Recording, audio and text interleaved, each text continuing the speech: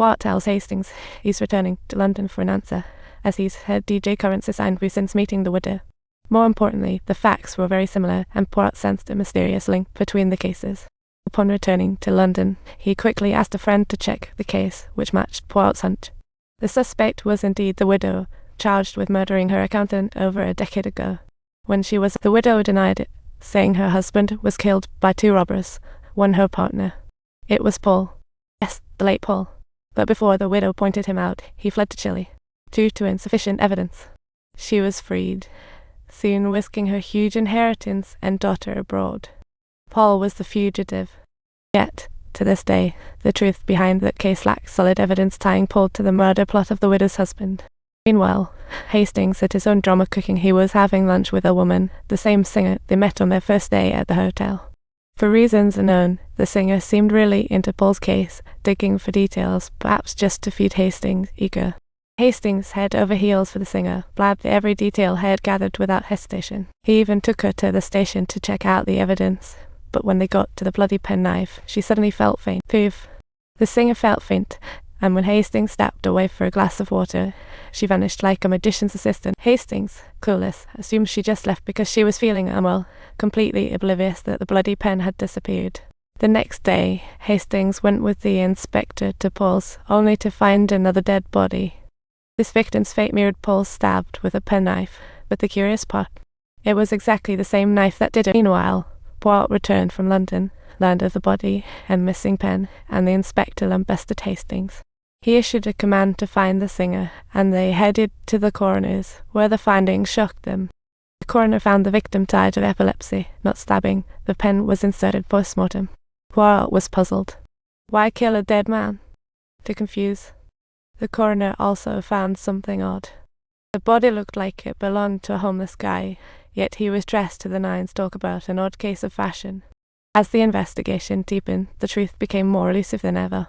Fast forward to the next day, Poirot was having a meal with him. Suddenly, a waiter told Poirot a woman outside wanted to see him. Surprisingly, Martha, the widow's daughter, dating Jack.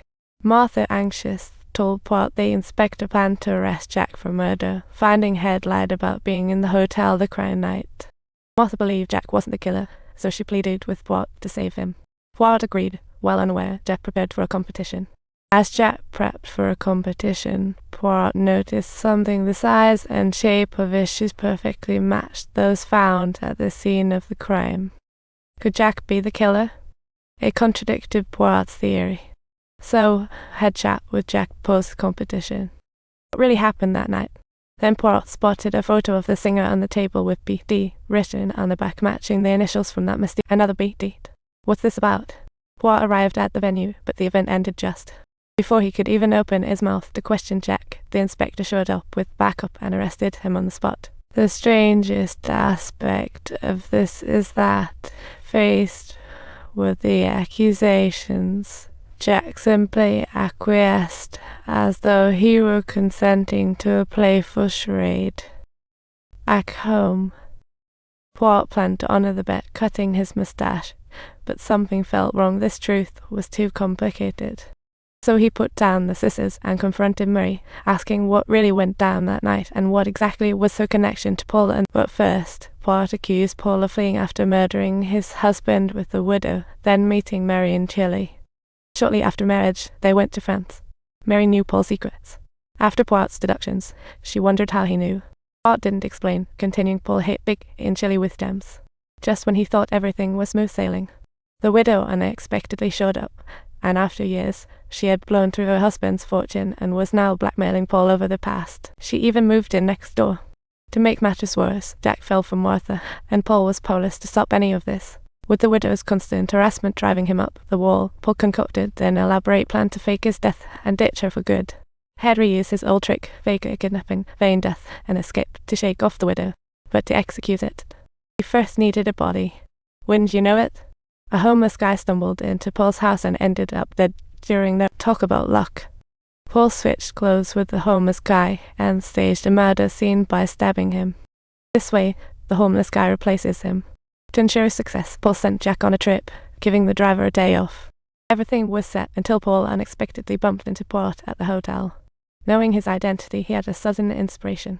If Poirot witnessed his fake death plan, it'd be more convincing. So he casually mentioned someone wanted to kill him. With everything ready, Paul returned home that night, tied up his wife, then stripped off a coat. Ready to dispose of the homeless guy's body, he quietly slipped away, thinking he had it all figured out. Little did, as he dug the grave for the body, he was suddenly stabbed from behind. And that iron pipe Poirot found? It was his tool for changing the homeless guy's appearance. That was supposed to throw everyone off, but the killer managed to take Paul out at just the right moment, meaning he was privy to Paul's master plan. After hearing Poirot's tale, defeated Mary confessed everything, caring not about punishment. Her mother's love knows no bounds.